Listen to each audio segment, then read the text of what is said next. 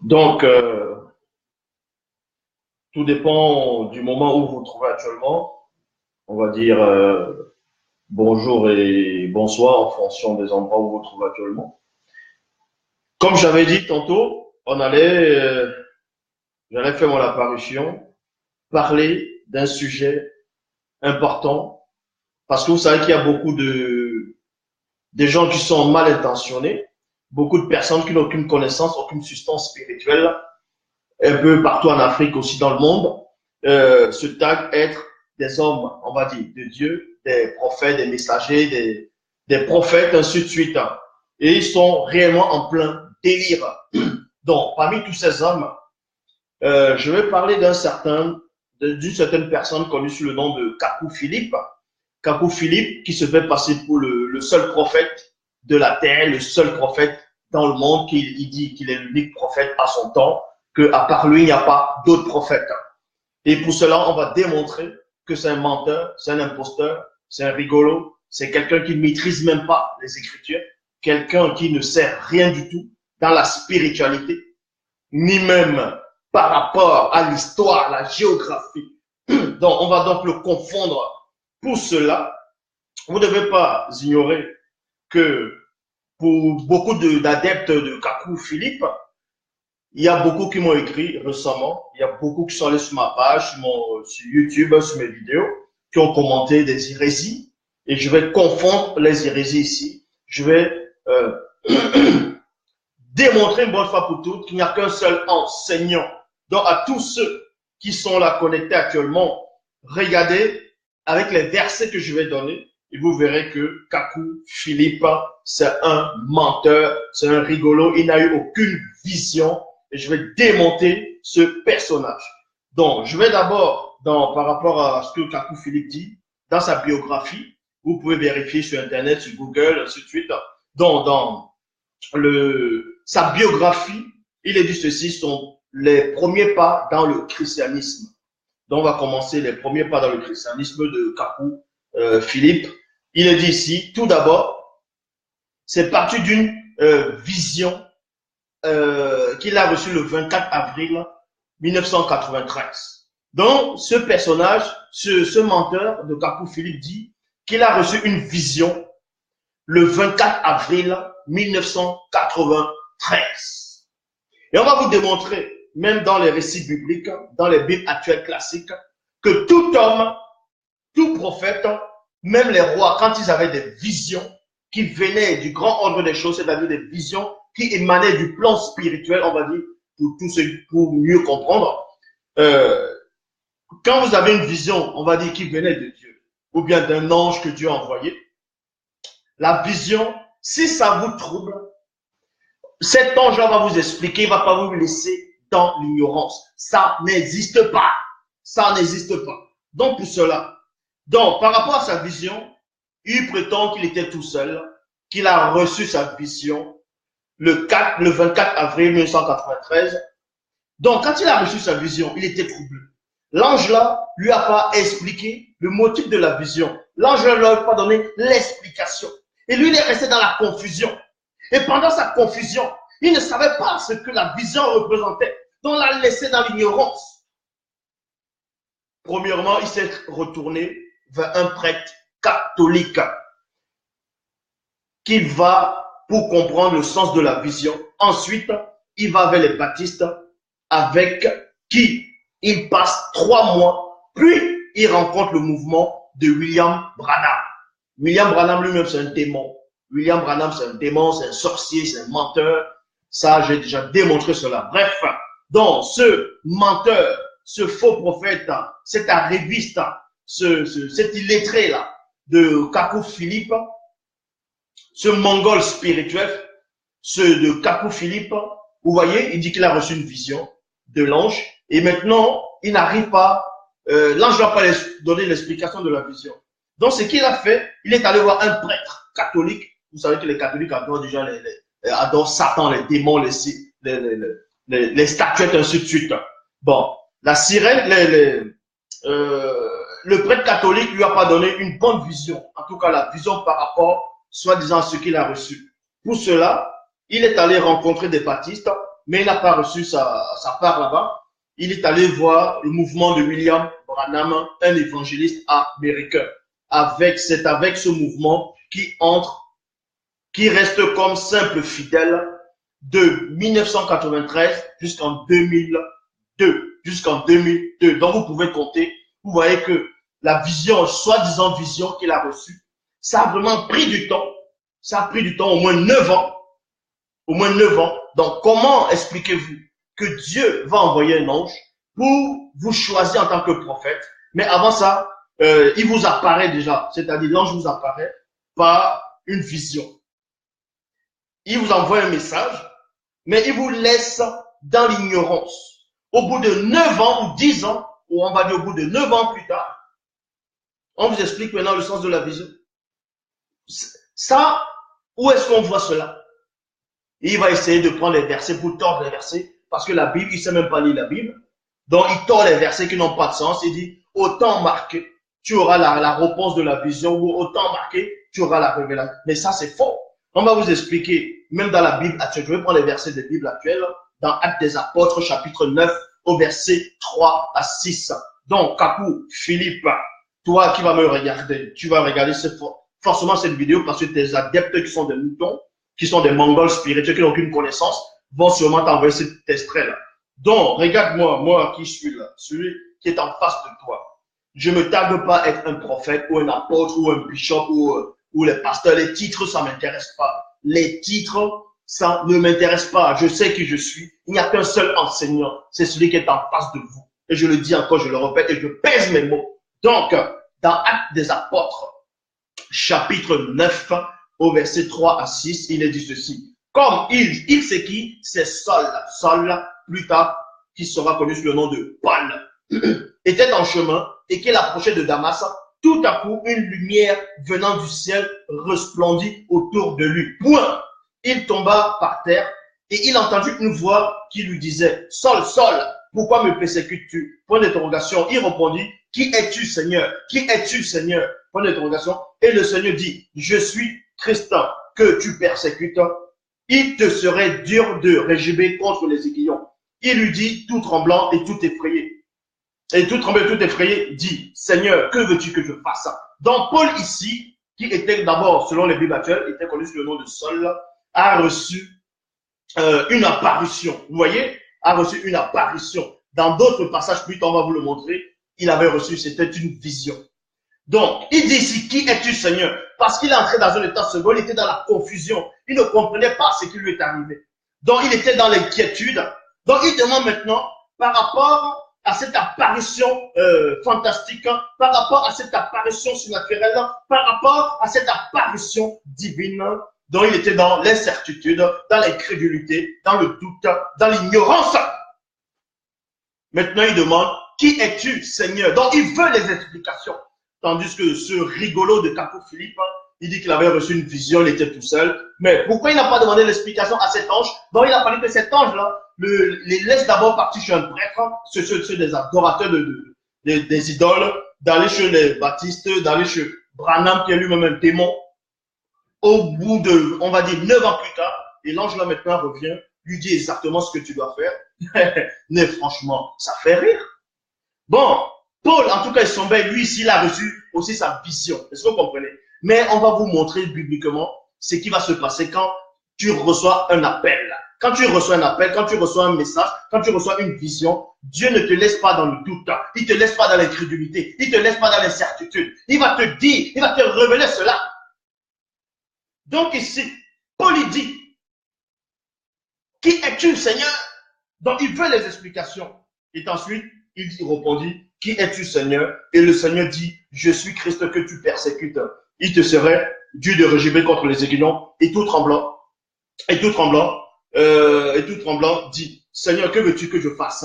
Et le Seigneur lui dit, lève-toi, virgule, lève-toi, virgule, et entre dans la ville. Donc, vous voyez ici qu'il y a une précision. Et entre dans la ville.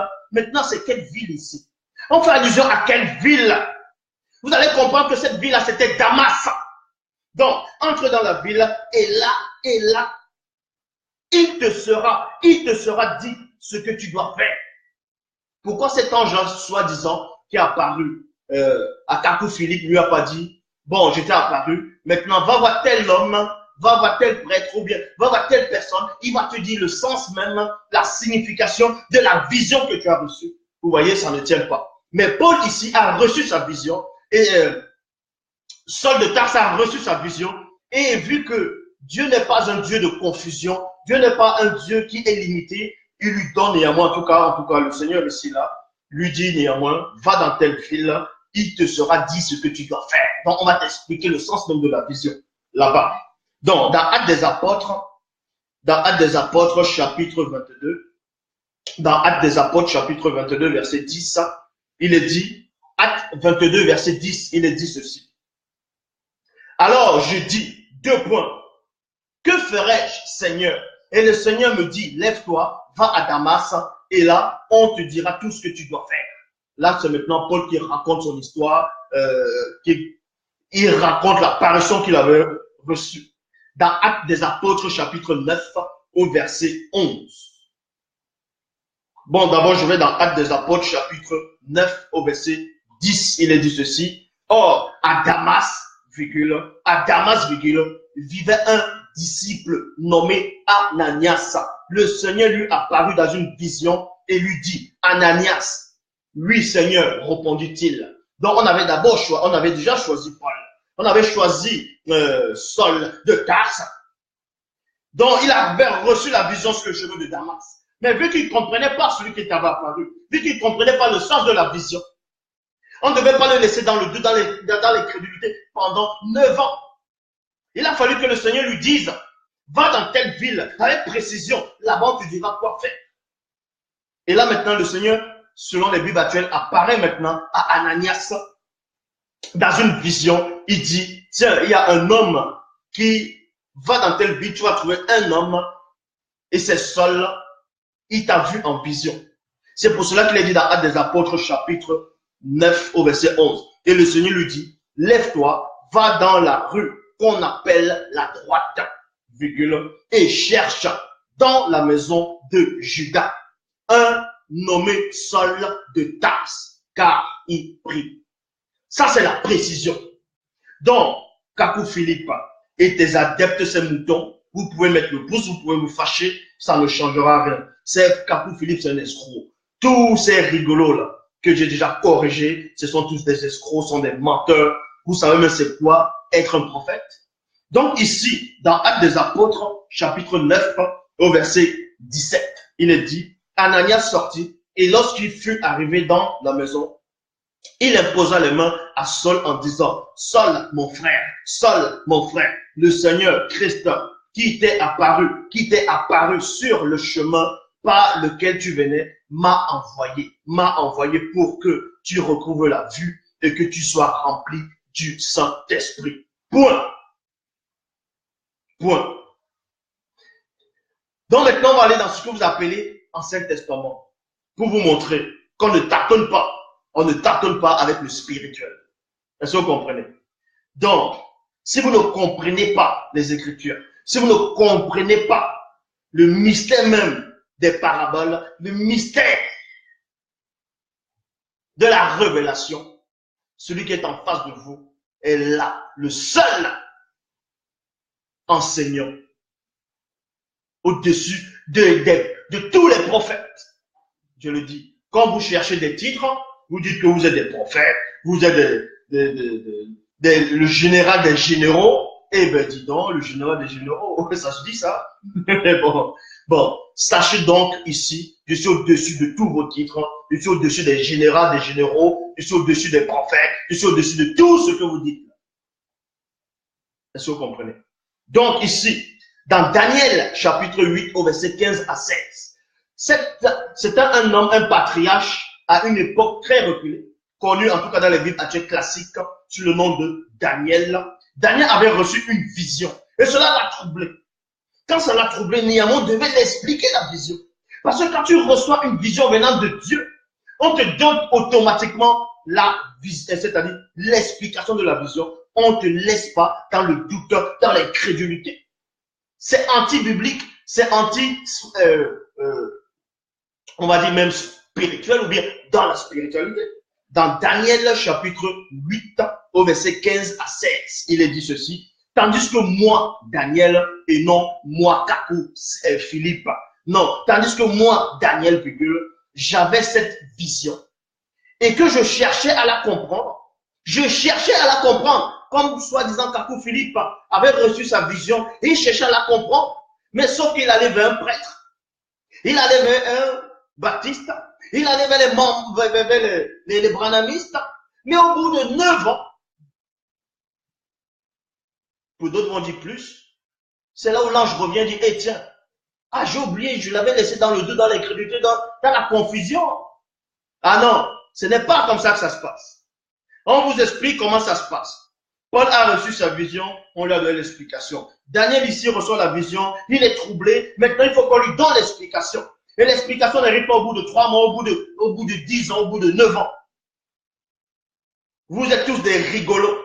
Vous ne savez même pas lire. Vous retournez à l'école, apprenez à lire. Donc Daniel chapitre 8 au verset 15 à 16, il est dit, tandis que moi Daniel, et non moi Kakou Philippe, tandis que moi Daniel, j'avais cette vision et que je cherchais à la comprendre, virgule, quelqu'un, et non 9 ans plus tard, mais quelqu'un qui avait l'apparence d'un homme se tenait devant moi, point. Et j'entendis la voix d'un homme du milieu du fleuve. Ulaï. Il s'écria et dit, Gabriel, Gabriel, explique-lui la vision. Explique-lui la vision. Voilà comment ça se passe. Quand tu reçois une vision venant de la part de Dieu, le Dieu que vous ne connaissez même pas, il vous laisse pas dans la confusion. Il vous explique la vision. Même les prophètes, tous les prophètes sont passés par là. Quand les prophètes avaient des visions, ils ne comprenaient pas, on les expliquait automatiquement. Donc, dans ta biographie, tes adeptes-là qui n'ont aucune substance spirituelle, ce sont des tétards spirituels, ils ne comprennent rien du tout. Ils viennent écrire des hérésies. Donc, je suis là pour vous corriger un à un. Et ensuite, donc, ça, c'est le premier point par rapport à ta soi-disant vision que tu as reçue. Parce que dans les plateaux, soi-disant plateaux télé, on te pose des questions, tu n'arrives même pas à parler tout doucement, tu cries, tu dis, il n'y a que Kakou Philippe qui est le seul prophète établi sur terre. Si vous ne passez pas par Kakou Philippe, vous ne pouvez pas être sauvé, parce que Dieu ne peut pas envoyer 2 prophètes en même temps. Ah, c'est écrit où? C'est écrit où que Dieu ne peut pas envoyer 2 prophètes en même temps. Je vais te montrer le contraire, pour te montrer par là que tu ne sais même pas lire la Bible, et tu ne sais rien du tout, toi et tes adeptes. Donc, et ensuite, donc il dit ceci, que Dieu ne peut pas envoyer 2 prophètes en même temps, qu'au temps de Noé, il n'y avait que Noé seul qui pouvait être sauvé, que Noé seul pouvait sauver. Tous ceux qui ne passaient pas par Noé ne seront pas sauvés. Bon, ça aussi, on va dire c'est vrai. Mais, sauf que Noé n'était pas le seul juste à cette époque. Si vous ne connaissez pas la Bible, actuelle ne vous a pas tout dit. Il va parler de Jérémie, il va parler de Moïse, que Moïse était le seul. Non mais, vous rigolez ou quoi? Ici, on va vous démontrer que dans une époque, en tout cas à cette époque, il peut y avoir 2 prophètes sur la terre. Et un prophète peut peut-être, on va dire à l'époque, tel prophète peut rester dans telle région. Ceux qui vont croire à ce prophète-là dans cette région-là seront sauvés. Maintenant, dans une autre région, tel prophète est dans l'autre région. Ceux qui vont croire à ce prophète qui est là-bas aussi seront sauvés. Du moment que ces 2 prophètes puissent être animés par le même esprit de l'Oba, c'est-à-dire de Dieu. C'est comme ça. Donc, dans Ésaïe chapitre 8, au verset 2, il est dit, je prie avec moi des témoins dignes de la foi. Donc, c'est le prophète Ésaïe qui parle ici. Il dit qu'il a pris avec lui des témoins dignes de la foi. Virgule, le sacrificateur Uri. Donc, au temps d'Ésaïe qui était le prophète, à son époque, il n'était pas le seul messager. Il n'était pas le seul serviteur de Dieu. Il n'était pas le seul envoyé de Dieu.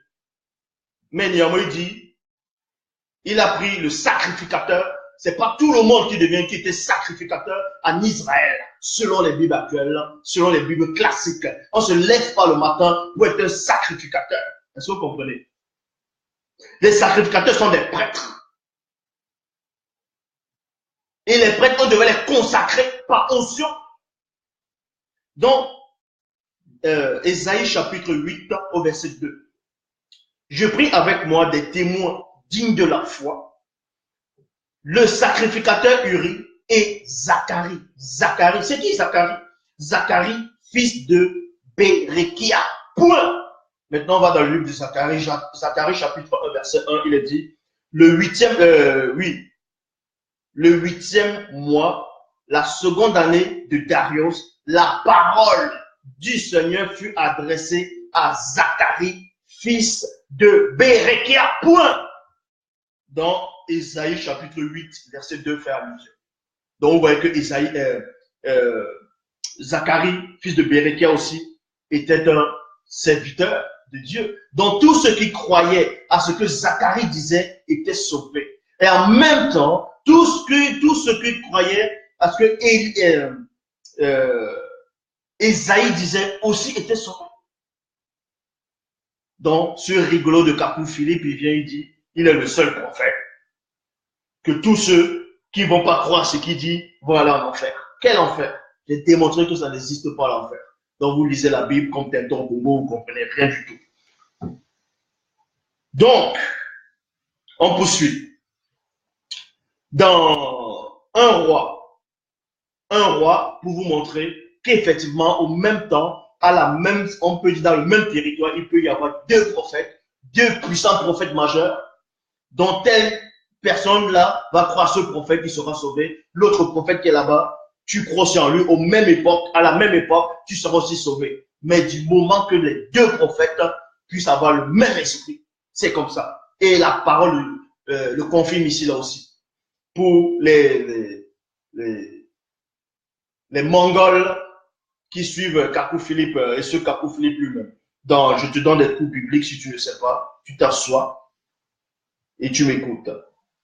Dans 1 Roi, chapitre 18, je répète, 1 Roi, chapitre 18, au verset 36, il est dit, au moment de la présentation de l'offrande, Élie, le prophète, on a bien dit Élie, le prophète, s'avança et dit, Seigneur Dieu d'Abraham, d'Isaac et d'Israël, que l'on sache aujourd'hui, que je suis, que tu es Dieu en Israël, que je suis ton serviteur et que je fais toutes ces choses par ta parole.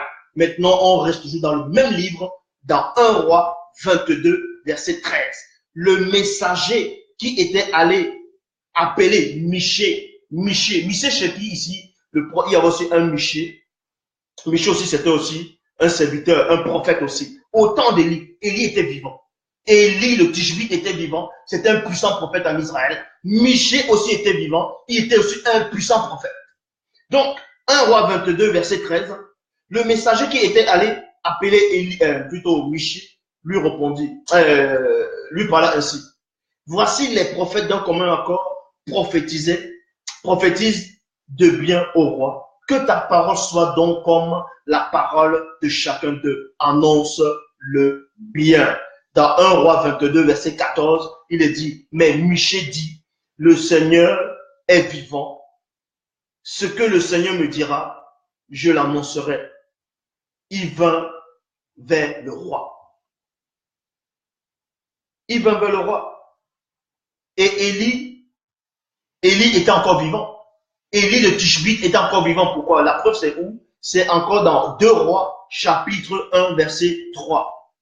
2 Rois, je dis bien, 2 Rois, chapitre 1, verset 3. Il est dit, mais l'ange du Seigneur dit à Élie le Tishbite, lève-toi, monte à la rencontre des messagers du roi de Samarie et dis-leur, est-ce parce qu'il n'y a point de Dieu en Israël que vous êtes allés consulter les Baal-Zébul et Dieu d'Aaron, point d'interrogation.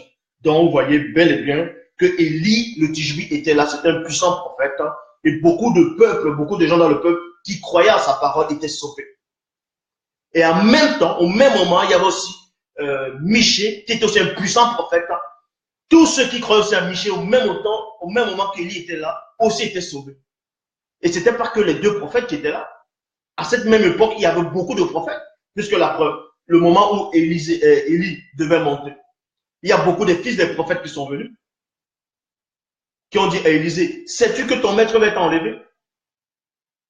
Il y a aussi les prophètes qui n'avaient point fléchi le genou devant Baal. Donc vous voyez que quand les Kakou viennent raconter du n'importe quoi, ils viennent raconter du sensationnisme parce que vous voulez un titre, vous voulez créer quelle religion? Vous pensez un seul instant que tant que moi je suis là, je veux déjà un. Bon, là, deuxième point. Le commencement du ministère. On va entrer dans son commencement, le commencement de son ministère. Ça fait vraiment rigoler, quoi. Après, je vais un peu toucher aussi ces adeptes qui n'ont pas de cerveau. Le commencement du ministère de Kakou Philippe. Voilà ce que ça dit. Kakou Philippe débute ses prédications publiques en juillet 2002, après une seconde apparition, une visitation de l'ange, qui en 1993, en 93 plutôt, point. Il dit être le prophète messager du cri de minuit. Dans Matthieu 25, verset 6. Laissez-moi bien rire. Bon, beaucoup de ceux qui se disent pasteurs, apôtres, bishop, révérend, maréchal, inspirés, viennent vous prêcher sur le cri de minuit, sans savoir exactement c'est quoi le cri de minuit. Donc, le seul mandaté, je dis bien, le seul mandaté, celui qui perce la révélation, celui qui entre dans la révélation et celui qui est la révélation, va vous expliquer le mystère du cri de minuit. Donc, ce Kakou Philippe dit, plus tard, des années plus tard, l'ange maintenant revient pour lui dire, bon, effectivement, voilà, voilà, on lui explique maintenant la vision. Et là, il se dit être le prophète messager du cri de minuit, selon Matthieu 25 au verset 6. Bon, on va néanmoins entrer dans la version Matthieu 25, verset 6, quoique la bonne version, je l'ai déjà annoncé. Et on va aussi vous dévoiler, c'était qui, selon les Bibles actuelles, qui criait. C'était la voix de qui? Par rapport à le cri de minuit, c'était la voix de qui? Et vous verrez que tous ces rigolos qui disent que c'est eux qui, le cri de minuit, mais non, attendez. Dans Jean, l'évangile de Jean, chapitre 1, verset 35, il est dit, le lendemain, Jean se trouva de nouveau au même endroit avec deux de ses disciples. Point. Jean, c'est qui? C'est Jean-Baptiste. Ici, là. Donc, on vous dit ici, dans Jean, chapitre 1, verset 35, le lendemain, Jean-Baptiste se trouvait de nouveau avec deux de ses disciples. Écoutez attentivement, avec deux de ses disciples. Verset 36, il est dit, il vit Christ qui passait et dit, voici l'agneau de Dieu. Donc, on va entrer dans la révélation. Dans Jean chapitre 37, il est dit, non, plutôt dans Jean chapitre 1, verset 37, il est dit, les deux disciples entendirent les paroles de Jean et se mit à suivre Christ. Donc, vous comprenez ici par là, par rapport au cri de minuit. Donc, vous dit qu'il y avait 10 vierges. Et les 10 vierges, parmi les 10 vierges, on coupait. Il y avait 5 qui étaient sages et 5 qui étaient folles. Donc, en gros, si vous voulez comprendre, on montre deux facettes. Mais dans la révélation profonde, pour les adeptes qui n'ont aucune substance, normalement, ces deux, je ne vais pas entrer dans cette révélation-là, mais je vais entrer selon la Bible actuelle. Les 10 vierges-là, selon la Bible actuelle, vont représenter deux personnes. Est-ce que vous comprenez? Représentent deux personnes ici. De deux natures. Maintenant, quand on dit l'époux arrive, au milieu de la nuit, dans d'autres versions, on dit le cri à minuit, au milieu de la nuit, on entend la voix de quelqu'un qui dit, voici l'époux arrive, allez à sa rencontre. L'époux, l'époux, c'est qui? C'est le Christ. Nous sommes d'accord. Et maintenant, celui qui crie, c'est qui? Celui qui crie, c'est Jean-Baptiste. Pour ceux qui ne savent pas. Je répète, je le dis encore. Dans la révélation selon les Bibles actuelles, celui qui crie, c'est Jean-Baptiste, qui est témoin. Il est l'ami de l'époux. Pourquoi? Parce que dans Jean chapitre 1, verset 35, le lendemain, Jean se trouva de nouveau au même endroit avec deux de ses disciples. Verset 36, il vit Christ qui passait et il dit deux points, voici l'agneau de Dieu. Donc, c'était une représentation symbolique de cette parabole des 10 vierges. L'agneau de Dieu ici va représenter l'époux qui arrive et les deux disciples de Jean-Baptiste vont représenter les vierges qui vont aller à la rencontre de l'époux. C'est pour ça qu'il dit, voici l'agneau de Dieu. Et dans la suite, on dit quoi? Ils sont partis. Parce que dans Jean chapitre 3, verset 39, il est dit, celui qui a l'épouse, c'est l'époux. Mais l'ami c'est qui? C'est Jean-Baptiste. L'ami de l'époux qui se tient là et qui l'entend éprouve une grande joie à cause de la voix de l'époux. Et cette voix qui est la mienne est complète. Donc ici, Jean lui-même entre dans la révélation. Il voit l'époux arrive, lui il est le témoin de l'époux. Il est en même temps ami de l'époux. Il a la joie, il est content.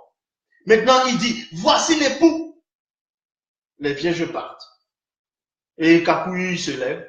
Il veut raconter aux gens qui n'ont même pas de connaissance que le cri de minuit, celui que le prophète de cri de minuit. Ah donc tu penses que tu es Jean-Baptiste, mais tu crois que tu peux même atteindre l'ongle qui va couper, l'ongle de pied qui va tomber. Tu crois que tu atteins même son ongle? Ou vous venez parler des choses que vous ne maîtrisez pas. Bon, on poursuit. Et Kakou Philippe, maintenant, il écrit un livre. Bref, ses adeptes sont venus écrire sur ma page, sont venus écrire sur mes vidéos, commenter les vidéos. Ils racontent des hérésies. En fait, la théorie de Kakou Philippe avec ses adeptes qui n'ont pas de connaissance, en fait, la théorie, c'est quoi? Ça va vous surprendre. Écoutez attentivement les internautes. Hein. Il y a déjà, là, je suis en train de voir 117 commentaires, là, déjà. Bon, la théorie de Kakou Philippe, de ce rigolo avec ses adeptes, vous voyez ce qu'ils disent? Ils vous disent que l'homme noir est apparu pour la première fois après l'esclavage des Hébreux en Égypte.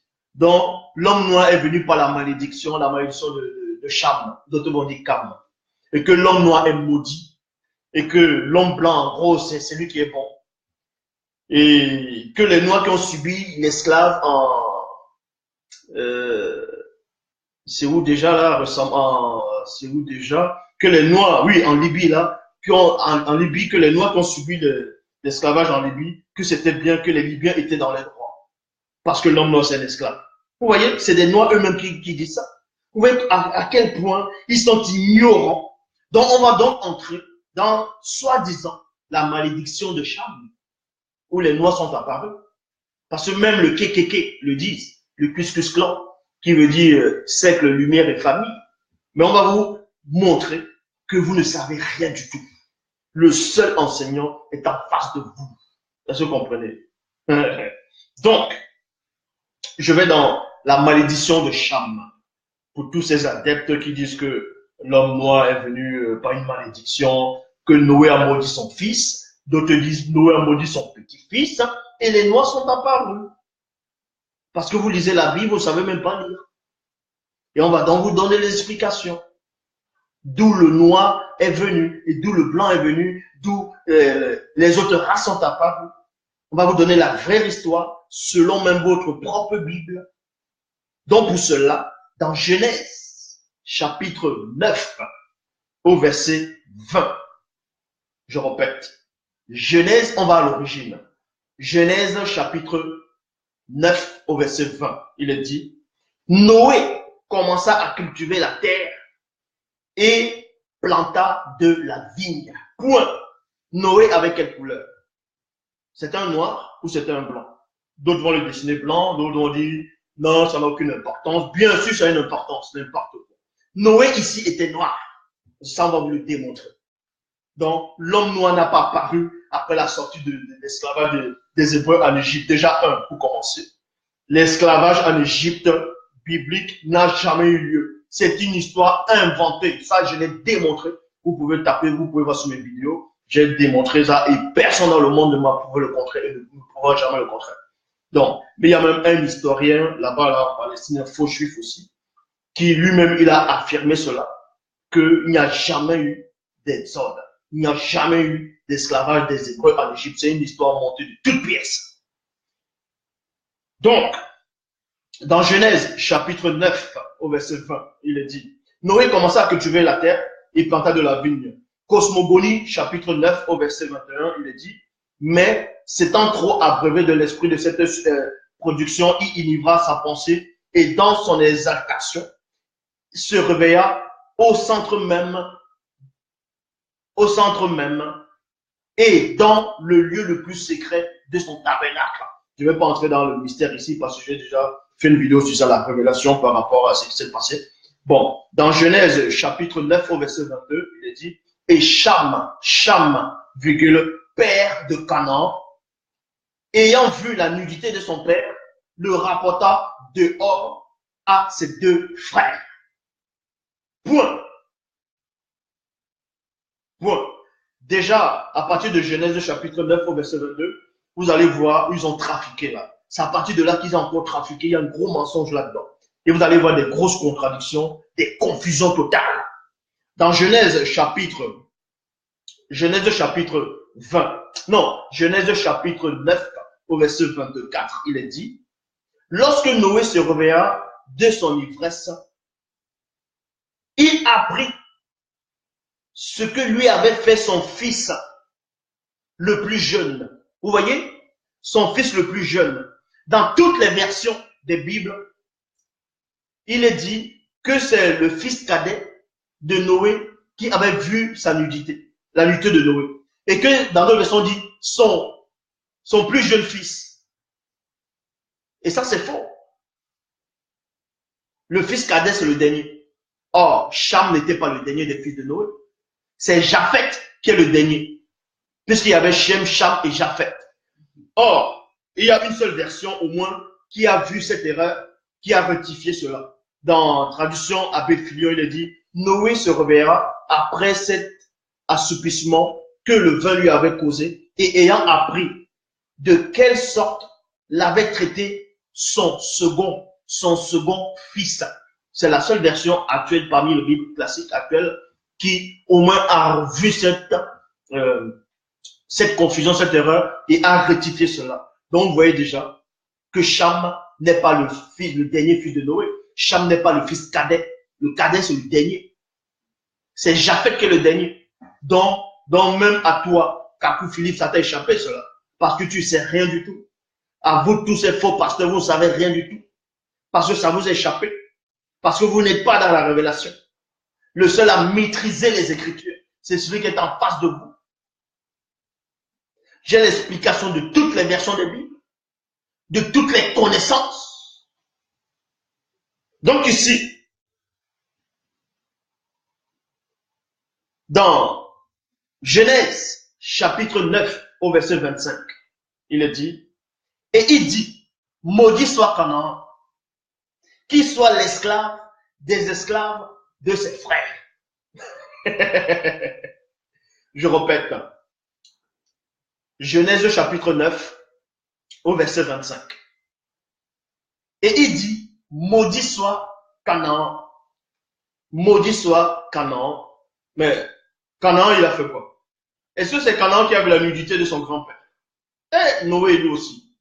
Oh, ton fils te fait quelque chose? Tu vas maudire ton petit-fils? Non, mais attends. Canaan, est-ce que Canaan était là? Canaan était là pour voir la nudité de son grand-père? N'importe quoi. Et Noé le maudit donc, on dit qu'il s'est réveillé de son vin. Il s'est réveillé de quel vin? Donc il voyait son fils, il voyait son petit-fils en même temps. Donc vous dites cela, maudit soit Canaan, qui soit l'esclave. On n'a pas dit que Canaan soit l'esclave des Blancs. Écoutez, voyez maintenant la précision, on va entrer dans la précision. Parce que celui qui m'a envoyé, Loba, ne m'a pas donné l'esprit avec mesure. Dans Genèse, chapitre 9, au verset 25, il est dit, et il dit, maudit soit Canaan, qui soit l'esclave, normalement, d'autres versions disent serviteur, qui soit l'esclave des esclaves de ses frères et non des étrangers, et non des blancs, et non d'autres races, mais de ses frères. Ça veut dire que Canaan, admettons qu'il y a eu l'esclavage, ça voudrait dire que Canaan devait être esclave, des esclaves de ses frères, toujours de ses propres frères, de la même race, de la même couleur. Donc maintenant, ou alors maintenant on dit Canaan, on a maudit Canaan, Canaan est devenu noir. On a maudit Canaan où? Canaan n'a pas été maudit, c'est du n'importe quoi. Toutes les versions racontent du n'importe quoi. Il n'y a qu'une seule version, encore je répète, hein, selon les Bibles actuelles classiques, qui a vu cette erreur et qui a rectifié cela. C'est la traduction Abbé Filion. Il est dit, s'écria que Cham, et non Canaan, que Cham soit maudit, qu'il soit à l'égard de ses frères, esclaves des esclaves. Alors, c'est Cham qui a vu la nudité de son père, qui allait raconter ça dehors, et puis c'est lui qui reçoit la malédiction, et non le fils de Cham, et non le petit-fils de Noé. Ça, c'est la justice, non? Voilà. Donc, vous voyez déjà, si vos théories, on dit, on a maudit Canaan, Canaan est devenu noir. On n'a pas maudit Canaan. Toutes les versions qui disent qu'on a maudit Canaan, ce sont des fausses versions. C'était mal traduit, c'était trafiqué. C'est du mensonge.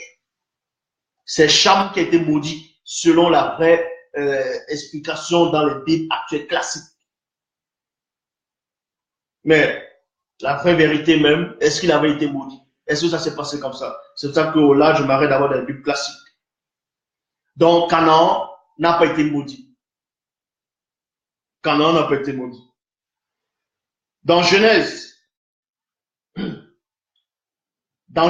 chapitre 10 au verset 6, les fils de Cham furent Cush qui est l'Éthiopie, Mithraïm qui est l'Égypte, Pente et Canaan. Donc Canaan ici ne pouvait pas être maudit, puisque les gens disent que Canaan a été maudit, et le noir est celui qui a donné naissance au noir. Donc Canaan est devenu noir, et c'est lui qui a donné naissance au noir.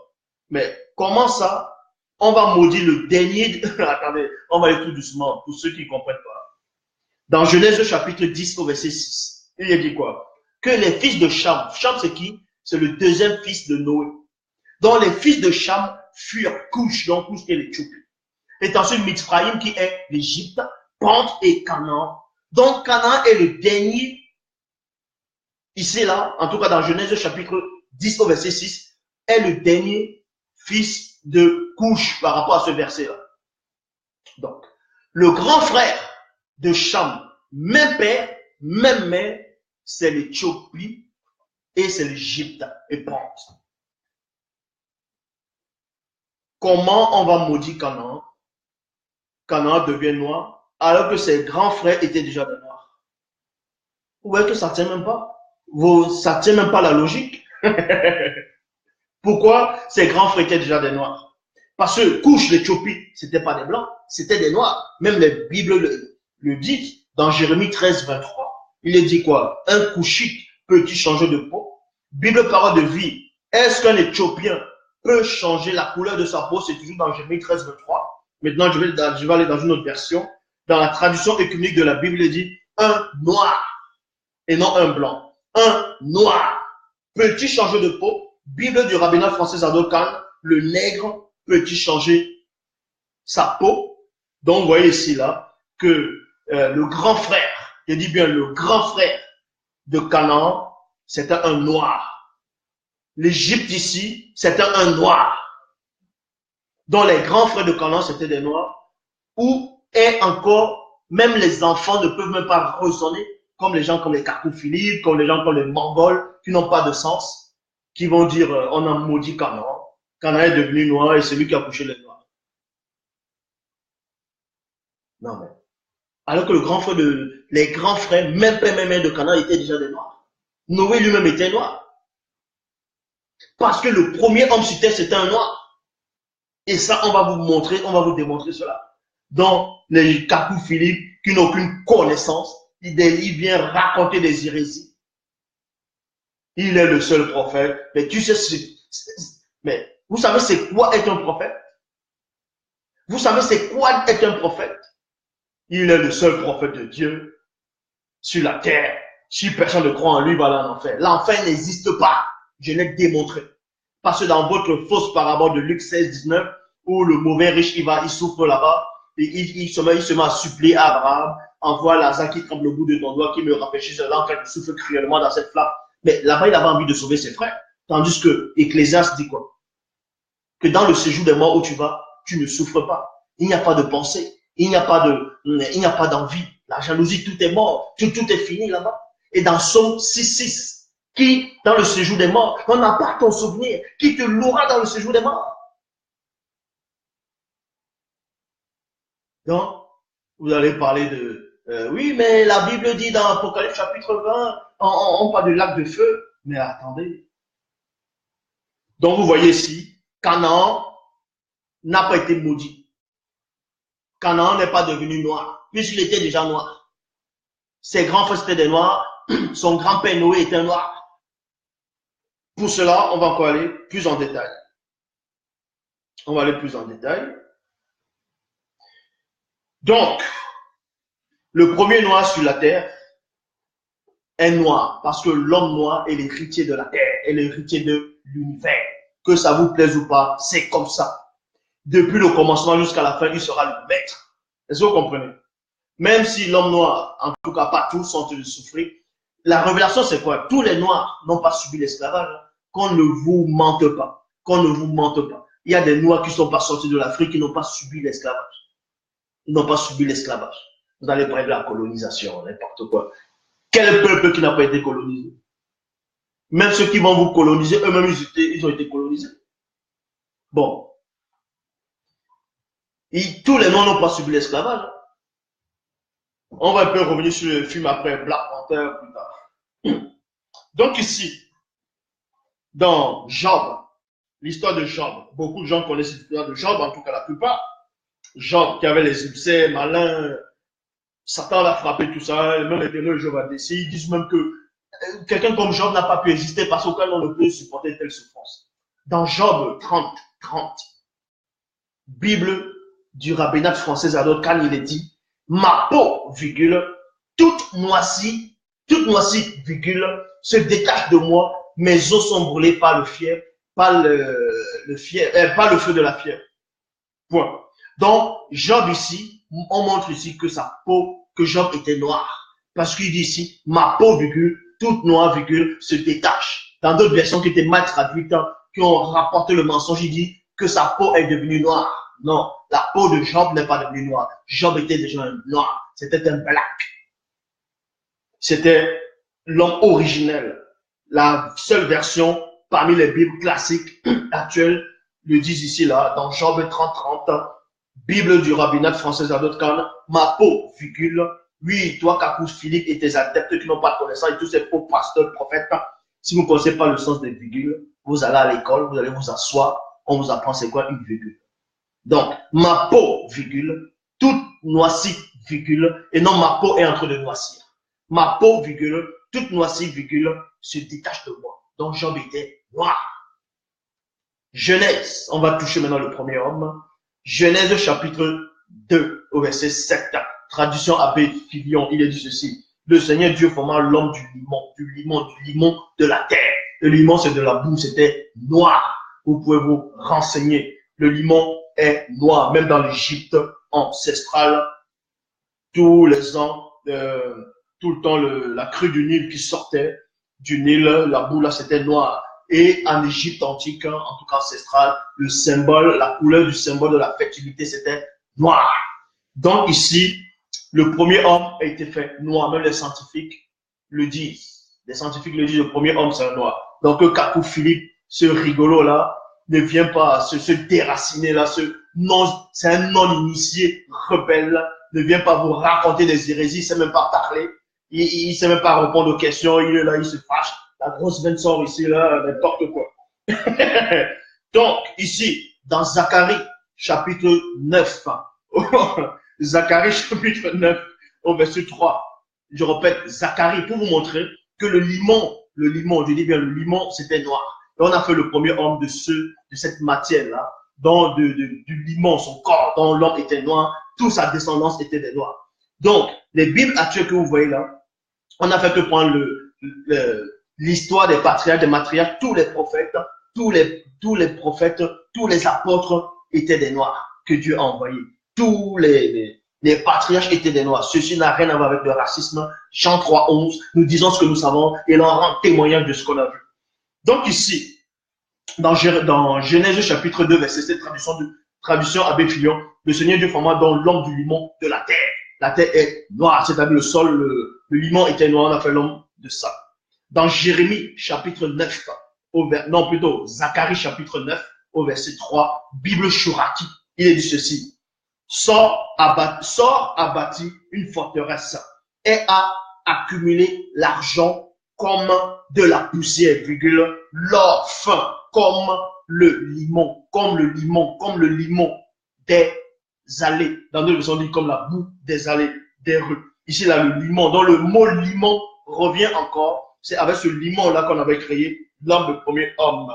Donc, dans Michée chapitre 7, au verset 10, Bible Chouraki, il est dit ceci. Mes yeux la verront, point virgule, alors elle sera piétinée comme le limon des allées. Point. Jérémie chapitre 38, au verset 6, Bible Chouraki, il est dit ceci. Jérémie s'enfonça dans le limon. C'est normal qu'il s'enfonce dans le limon. Bon, quand il dit c'est normal, c'est bon, peut-être il va mal, tout ça là, mais Jérémie s'enfonça dans le limon parce que son aïeux était fait de là. Pour cela, on va dans Daniel. On va maintenant toucher le spirituel. Ça ne veut pas dire que tout ce que je disais, c'était pas spirituel. Mais on va un peu toucher aussi le spirituel aussi dans les personnages du spirituel. Hein. Parce que Kakou Philippe, hein, il écrit un livre qui n'a même pas de sens. Hein. Il se met là-dedans, il met des Mongols à l'affiche, les William Branham, des menteurs, des rigolos, des moins que rien.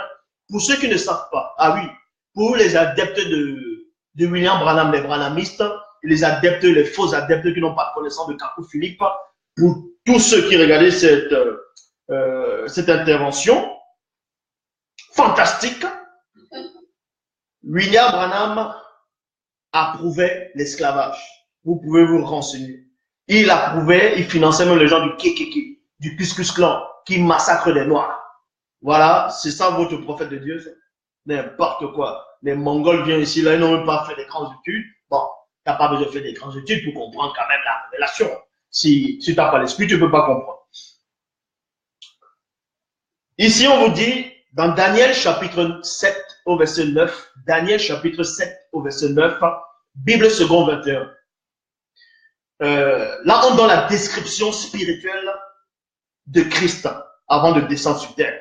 D'abord, ce rigolo de Kakou Philippe dit que Christ est Dieu le Père lui-même. Et ça, je vais démontrer ça avec un seul verset. Mais là, on va arriver après. Oui, Daniel chapitre 7 au verset 9, Bible second 21. Pendant que je regardais, on a placé des trônes et l'ancien des jours s'est assis. Point. Son vêtement, vous voyez, les témoins de Jéhovah disent que l'ancien des jours c'est Jéhovah. N'importe quoi. Allez lire dans Daniel 7, 21, vous allez voir que ça n'a rien à voir. Bon. Son vêtement était aussi blanc que la neige et les cheveux de sa tête, pareil, donc identique à la laine pure. Point. Donc, Kakou Philippe, si tu ne sais pas c'est quoi la laine pure, est-ce que tu as déjà vu un mouton de ta vie? Oh, peut-être où tu es là en Côte d'Ivoire, va essayer de voir le mouton, tu vas voir. Le mouton a des poils crépus. C'est ce qu'on appelle la laine pure. Donc, les poils du mouton qui n'ont pas encore été traités, c'est ça la laine pure. Donc, on vous donne la description ici, selon les Bibles actuelles de Christ, qui a la laine pure, c'est-à-dire les cheveux pareil à la laine pure, donc il a des cheveux crépus. C'est parce que c'est un noir qu'on explique, qu'on montrait ici. C'est un noir. Dans Genèse, chapitre 3, au verset 7, Bible parole de vie. Alors les yeux Alors leurs yeux s'ouvrent. Maintenant, ils voient qu'ils sont nus. Là, c'était dans les Bibles actuelles, Adam et Ève. Mais nous savons que c'était Moto et Muto. Mais on va néanmoins rester d'abord dans les Bibles actuelles classiques. Ici, là, dans Genèse chapitre 3, verset 7, c'est ce qu'on appelle Adam et Ève, c'était des noirs. Parce que les premiers hommes, c'était des noirs, les scientifiques l'ont démontré. Mais on va encore le démontrer même dans les Bibles actuelles. Donc, ces premiers hommes ici, là, qui étaient des noirs, Adam et Ève, et non les humains. Non, dans les versions qui disent les humains, c'est trafiqué. On ne dit pas les humains. Les humains, c'est pas les hommes. Est-ce que vous comprenez? Ça, on va vous expliquer ça plus tard si l'homme le permet. Oui, dans Genèse chapitre 3, verset 7, ceux qu'on appelle Adam et Ève ont péché. Et ils ont vu qu'ils étaient nus. Donc, ils ont pris des feuilles pour cacher les nudités. On va donc vous expliquer c'est quoi ces feuilles. Des versions qui étaient mal traduites vont vous dire c'était les feuilles de figuier. Donc, on va vous dire, ah, vu que c'est les feuilles de figuier, forcément, ce n'est pas en Afrique pour eux. C'est dans d'autres pays où il y a des blancs, où il y a d'autres races. Donc, ça peut pas être une histoire qui vient d'Afrique, n'importe quoi. Donc, dans Genèse, chapitre 3, verset 7, Bible parole de vie. Alors, les yeux s'ouvrent, maintenant, ils voient qu'ils sont nus. Point. Ils attachent ensemble des feuilles d'arbres, virgule, et cela leur sert de pagne. Pagne. Est-ce que vous comprenez? Pagne. Kakou, Philippe, quand tu regarderas cette vidéo, tu tapes définition pagne. J'espère que tu as quand même un ordinateur. Vu que tu es sorti, tu sais maintenant de avoir le gombo, le pognon, l'argent. Mais bon, vous tapez définition sur le mot pagne. Vous voyez que l'origine du pagne est africain, vient de l'Afrique. En gros, vient de Wassé. Vous pouvez voir cela. L'origine de l'Afrique vient d'Afrique. Les premiers pagnes s'étaient faits avec les feuilles d'arbre. Donc, les tout premiers hommes qui ont connu le pagne, c'était des Noirs, c'était des Africains, et c'était Adam et Ève, selon la Bible actuelle, dans la Bible parole de vie. Et cela leur sert de pagne. Bible en français courant, on vous dit aussi le mot pagne apparaît. Bible, traduction du mot nouveau, la Bible des fausses Bibles des témoins, je vois aussi, néanmoins aussi, eux, ils disent les pagnes. Vous voyez? Maintenant, on va dans Nombre pour vous montrer que Moïse, lui-même, c'était un noir. Comme on fait croire que Moïse a sauvé les Hébreux à l'Égypte. Et de là-bas, les noirs sont sortis. Vous lisez même la Bible comment? Moïse était noir. On va vous le démontrer ici. Dans Nombre, écoutez attentivement, selon les Bibles actuelles classiques, Nombre est arrivé avant Deutéronome. Je dis bien, selon les Bibles actuelles classiques, Nombre arrive avant Deutéronome. Donc, on va commencer par le livre qui vient avant Deutéronome et non après Deutéronome. Dans Nombre 12, Nombre chapitre 12 au verset 1, il est dit, Marie et Aaron parlèrent contre Moïse au sujet de la femme éthiopienne.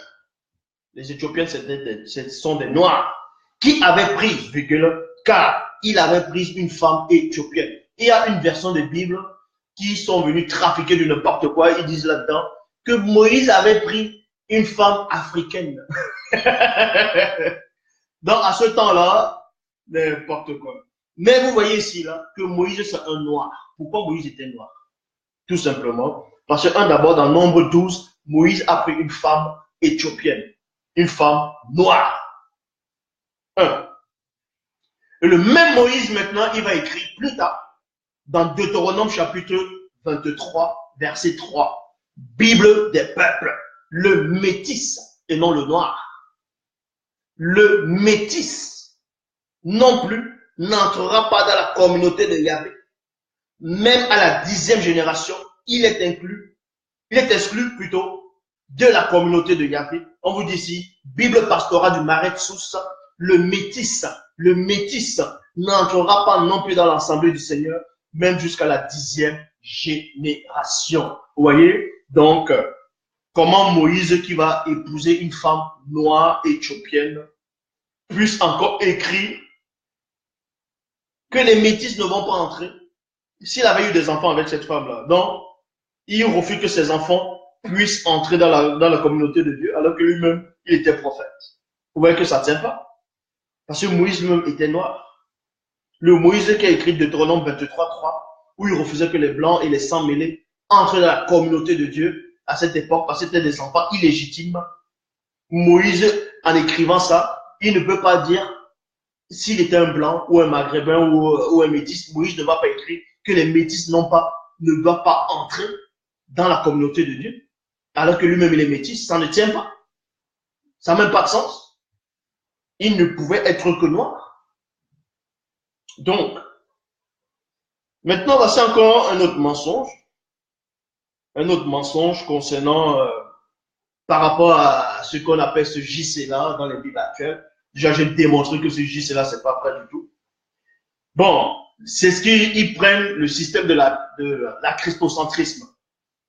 La christocentrisme, c'est centrer Christ dans toutes les grandes révélations majeures, ainsi de suite. Dans Matthieu, chapitre 2, au verset 14, il est dit, Joseph se leva, prit de nuit le petit enfant et sa mère, et se retira en Égypte. Point. Dans le verset 15 de Matthieu 2, il est dit ceci. Il resta jusqu'à la mort d'Hérode, afin que s'accomplisse ce que le Seigneur avait annoncé par le prophète. 2 points. J'ai appelé mon fils hors d'Égypte. Point. Donc, vous dites ici là que quand votre faux JC, votre faux Jésus-Christ là était petit, pour que Hérode ne le tue pas, alors que ce Jésus là n'a même pas existé, mais le vrai Christ qui est Koudoumané Moula, donc Dieu qui savait, lui il a existé. Dans le faux Christ, on vous dit ici que quand il était petit bébé, on l'a mené en Égypte pour qu'on ne puisse pas le tuer. Et quand après, divinement, il fallait que la prophétie d'un soi-disant prophète puisse s'accomplir. Donc, on devait faire sortir le fils là de l'Égypte pour que Matthieu 2,15 dit, j'ai appelé mon fils hors d'Égypte. Ah, nous allons donc voir où la prophétie a eu lieu. Vous allez voir que c'est la christocentrisme. Et non seulement c'est la christocentrisme, mais cette histoire-là n'a même pas eu lieu. Dans Osée, chapitre 11, verset 1, Bible de la liturgie. Oui, virgule, ici, là, dans cette version. J'ai aimé Israël. Dès son enfance, et pour le faire sortir d'Égypte, virgule, j'ai appelé mon fils. Verset 2. Bible de la liturgie le dit, quand je l'ai appelé, il s'est éloigné pour sacrifier au Baal et brûler des offrandes aux idoles. Donc, on dit ici dans la prophétie, dans Osée 11, 1 à 2, que l'enfant là qui est allé en Égypte, c'était Israël. Donc, on l'a aimé, on l'a fait sortir d'Israël. Vous pouvez lire Osée, tout Osée, vous allez comprendre que c'est pas un prophète qu'on l'a fait sortir de l'Égypte. Et quand on l'a fait sortir, il a fui, il allait adorer les Baals. Donc, montre-moi dans un passage où le Christ, quand il est sorti de l'Égypte, il est allé adorer les Baals. Vous voyez que c'est la christocentrisme. C'est du n'importe quoi. Donc, je dis encore, quand Kakou Philippe vient vous raconter des excréments intellectuels qui n'ont même pas de sens, il vous dit que quand il y a un prophète sur la terre, il n'y a pas un deuxième prophète. C'est écrit. Il peut y avoir 3 prophètes sur la terre au même moment. Il vous dit que quand le Christ est arrivé, Christ était le seul. Ah, quand Christ est arrivé sur terre, il était le seul messager de Dieu. C'est écrit où ça? Quand Christ est arrivé sur terre, on va vous expliquer ces choses. Il y avait Zacharie. Zacharie, déjà, c'était un prêtre. Donc, c'était un serviteur de Dieu. Il y avait Élisabeth. C'était sa tante. Il y avait Anne, la prophétesse. Une prophétesse, c'est quoi? C'est quelqu'un qu'on envoie. Il y avait Siméon. Christ sur terre. Il y avait Jean-Baptiste. Jean-Baptiste avait des disciples. Et tous les disciples croyaient en Jean-Baptiste. Quand Jean-Baptiste baptisait les gens, écoutez attentivement, quand Jean-Baptiste était là, et que Christ aussi était là, tous ceux qui suivaient toujours Jean-Baptiste, s'ils mouraient en écoutant ce que Jean-Baptiste disait, ils allaient être sauvés. en même temps que Christ était sur terre. Mais il a fallu que Jean lui parte pour que Christ reste. Mais en cette époque, il n'y a pas de prophète. Il n'y a pas d'apôtre. Il n'y a pas de pasteur, de vos bishops maréchal, vos titres là, généraux ou un de l'éternel, tous vos noms, bishop, archibishop, maréchal, tout ce que vous avez donné là, ça n'existe pas. Il n'y a personne à part celui qui est en face de vous. Le seul, c'est celui qui est là. Et je dis bien, je n'ai pas la prétention de prendre la place du vrai Christ. Je ne peux même pas prendre la place du vrai Christ, puisqu'on est animé par un seul et même esprit. Vous voyez un rigolo, on lui pose des questions. Tout le temps, c'est lui le prophète, je suis prophète, c'est moi le prophète. Mais t'es qui? T'es rien du tout. T'es rien du tout. Tu n'es rien du tout. Le seul habilité à établir un prophète sur la terre, à cette époque, c'est celui qui est en face de vous. Le seul à établir un apôtre, un pasteur ou un prêtre, c'est celui qui est en face de vous. Est-ce que vous comprenez? Donc, quand vous voyez des rigolos un peu partout en Afrique, même partout dans le monde, qui prétendent être des généraux de Dieu, et ils se glorifient, un général, c'est quoi? Donc, vous pensez qu'un général est au-dessus de tout? Le président est au-dessus du général? Le premier ministre est au-dessus du général? Donc, si quelqu'un vient me dire qu'il est le premier ministre de Dieu sur la terre, c'est qu'il a dépassé les généraux. Le ministre de la Défense, elle dépasse le général. Même le juge de la Cour suprême dépasse le général. Et Samson représentait le juge de la Cour suprême en Israël, dans la Bible actuelle. Et vous venez chercher des titres. Oh, pasteur, prophète, prophète des prophètes, prophète des nations. Quelle nation? La plupart ne savent même pas d'où ils sont. Ils n'ont même pas encore voyagé. Ils disent qu'ils sont prophètes des nations. Prophètes des nations par Internet. Vous racontez quoi? Non mais, vous savez, toi, Kakou Philippe, toi, tous ces rigolos là qui viennent un peu prêcher partout là. Dieu m'a dit, Dieu m'a mis à cœur. Un ange m'est apparu. Vous n'avez rien vu du tout. Vous n'avez rien vu du tout. Vous savez en vous-même que vous êtes des menteurs, vous êtes faux. Arrêtez votre folie. Vous tous êtes tombés dans le piège.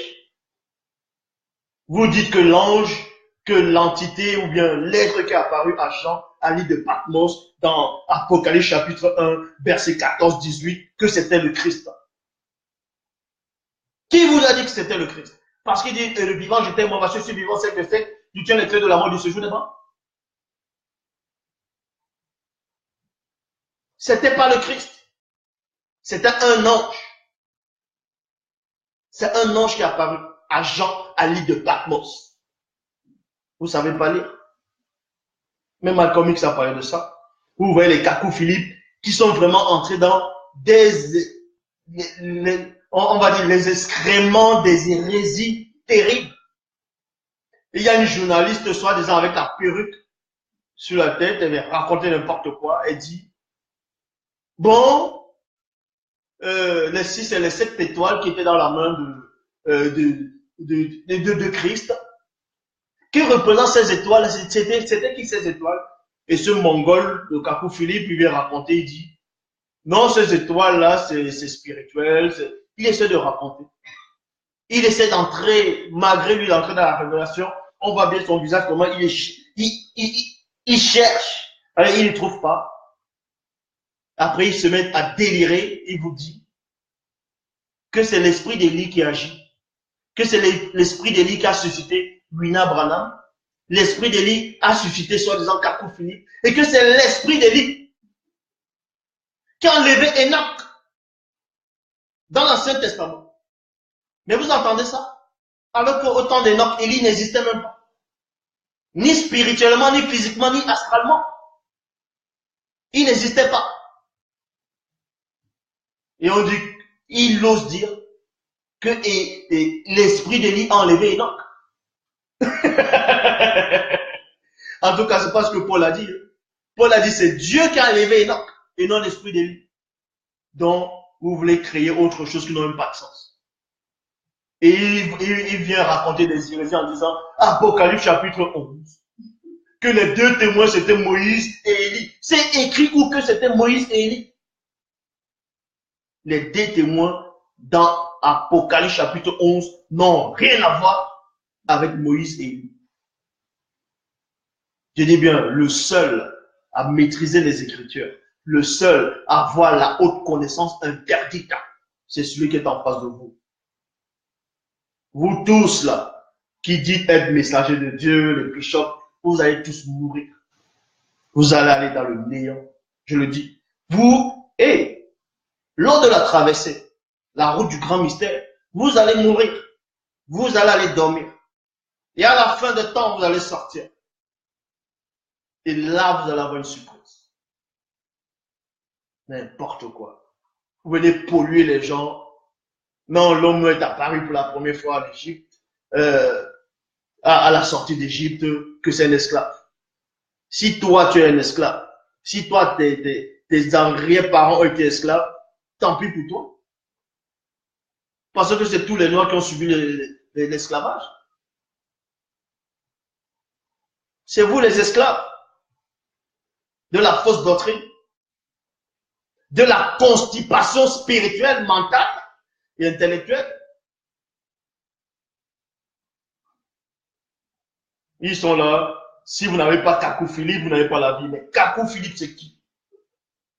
Mais t'es qui, toi? Tu crois qu'on a besoin de toi pour vivre? Apprends au moins déjà à t'exprimer.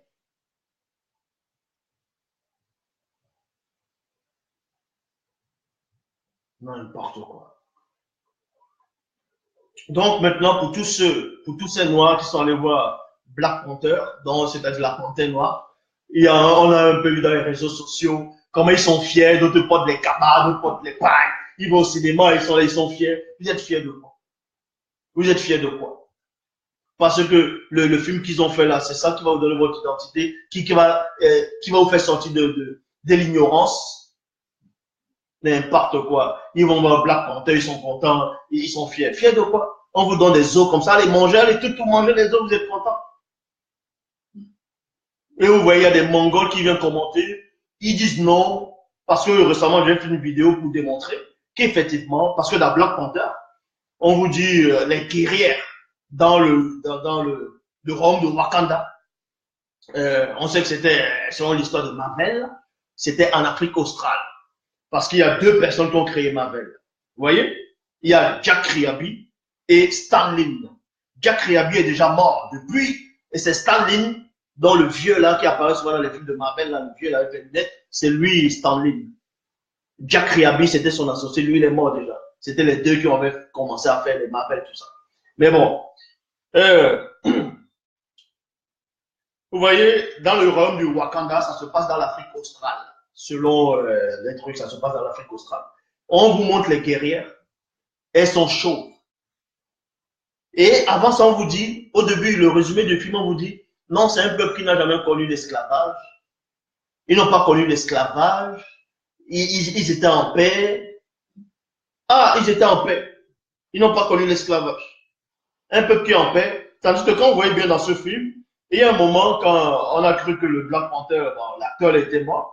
Ils sont allés dans un autre royaume, dans le royaume on va dire les hommes des gorilles, quoi, les gorilles. Et le roi des gorilles là-bas, c'est pas des vrais gorilles, mais il faisait des sons comme des gorilles, tout ça. Le roi des gorilles, là, il dit quoi? Il dit depuis des décennies, vous ne venez pas ici. Donc vous voyez qu'ils étaient en guerre, ils n'étaient pas d'accord. En fait. Ils n'ont pas subi l'esclavage. N'importe quoi. Donc, le film de Black Panther, c'est on vous donne l'os pour vous faire croire que voilà la vérité. Parce qu'il y a beaucoup de noirs qui sont en train de se réveiller maintenant, qui savent que le Jésus-Christ est faux, que Jésus-Christ n'a jamais existé. Beaucoup, Jésus-Christ n'a jamais existé, je le dis encore. Jésus-Christ est un démon. Je dis bien, c'est un démon, un usurpateur. Maintenant, les gens vont dire, mais Zoulou, là, tu dis Jésus-Christ n'a pas existé, mais pourquoi tu prêches sur la Bible? Pourquoi tu prends la Bible? Pourquoi tu parles de Christ? Mais vous pensez que le vrai Christ, c'est Jésus-Christ? Le vrai Christ a existé. Il vient de l'Afrique. C'est Koudoumane, c'est Djor qui s'habille. C'est le vrai Christ. Le vrai Christ n'a rien à voir avec le Jésus qu'on montre avec les longs cheveux, les yeux bleus. Ça, c'est Borgia, César de Borgia. C'est un homme qui couche avec les hommes. C'est pour ça que dans le catholicisme, les prêtres, ils couchent avec les femmes, ils couchent avec les hommes, ils couchent avec les enfants. C'est tout. Mais posez-vous la question. Votre Jésus, là, quand Judas est venu le trahir, le soir, qu'est-ce qu'il a fait comment? Il n'a pas embrassé, il a fait quoi? Le mot là, ça a commencé par B, non? Vous pensez que le mot là, c'est quoi? C'est sous la joue? Vous voyez les hommes qui font le bis sur la boule? N'importe quoi. On voit bien l'esprit qui agissait déjà. Donc, le vrai Christ, je dis bien le vrai Christ qui n'a rien à voir avec Jésus-Christ, le vrai Christ noir a bel et bien existé. Et il n'a rien à voir avec Osiris, avec Horus, avec les faux dieux égyptiens, les faux adorateurs des Kami, tout ça là, c'est du n'importe quoi. Donc, comme Hollywood, et ces gens-là qui pensent diriger le monde, alors qu'il y a des catastrophes qui arrivent chez eux tout le temps, ils ne savent même pas que ça va arriver. Et quand ça arrive déjà, ils disent, ah tiens, ça va arriver là, là. Les catastrophes en train de les montrer. Mais si tu diriges le monde, dirige aussi les catastrophes. Mais bon, ils savent que beaucoup de Noirs sortent déjà de l'emprise de ce faux Jésus blanc. Sortent déjà de l'emprise du mensonge colonial, ainsi de suite.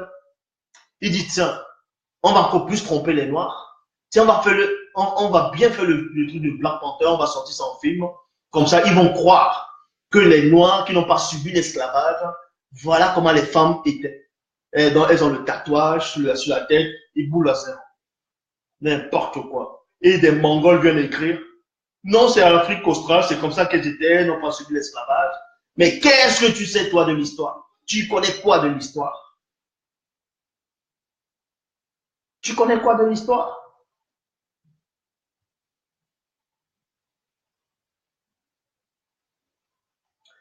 Dans les anciennes séries, là, à l'époque, les séries de Shaka Zulu qu'on montrait, là, la maman de Shaka Zulu, en tout cas dans les fausses séries, là, mais on va quand même prendre ça.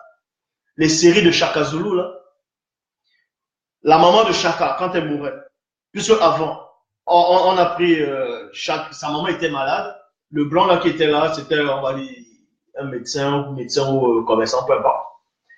Il a pris la teinture, il a mis sur les cheveux de sa maman, puisque sa maman vieillissait déjà. Il a mis la teinture sur les cheveux de sa maman, là, sur la maman à Shaka, pour que ça devienne noir. Et Shaka, lui, selon l'histoire, pas l'histoire, mais selon cette fausse série, Shaka a cru que, dans le blanc a ressuscité sa mère, donc a fait que sa mère redevienne jeune, parce qu'on a teinté les cheveux de sa mère. Et au moment où sa mère est en train de mourir, Shaka prend maintenant le colorant pour mettre sur la tête de sa mère. Mais on montre néanmoins que ça se passait en Afrique australe, mais c'était des vrais guerriers, mais néanmoins sa maman avait les cheveux sur la tête. Et vous osez dire que non, à l'Afrique australe, c'était comme ça les guerriers, ils étaient boules à zéro. Mais vous pensez que vous allez apprendre l'histoire à qui? Vous pensez que je suis un arriviste?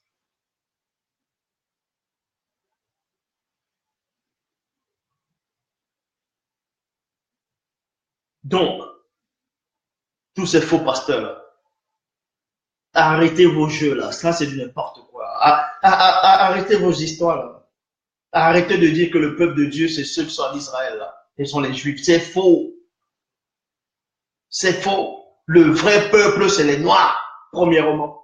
Ensuite, tous ceux qui pratiquent la justice, tous ceux qui aiment la parole, tous ceux qui écoutent ce que je dis. C'est tout. Donc maintenant, là, je suis en train de voir, il y a déjà au moins 268 messages. Voilà.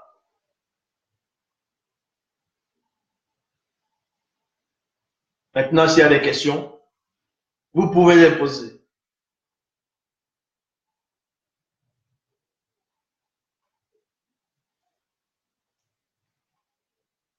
Et faites partager cette vidéo-là. Partagez le maximum. Envoyez ça aux adeptes de Capo Philippe. Envoyez ça à Capo Philippe qui ferme un peu sa bouche là. Qu'il aille manger le chiquan. Qu'il aille manger le haloko là-bas, là, qu'il reste tranquille. Il faut manger le haloko, il faut rester tranquille. Laisse le vrai messager parler.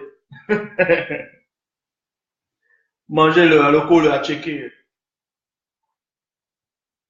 N'importe quoi. Donc voilà.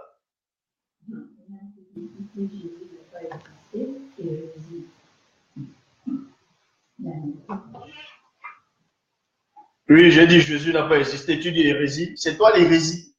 Va plutôt nettoyer ta tête là de manque de connaissances.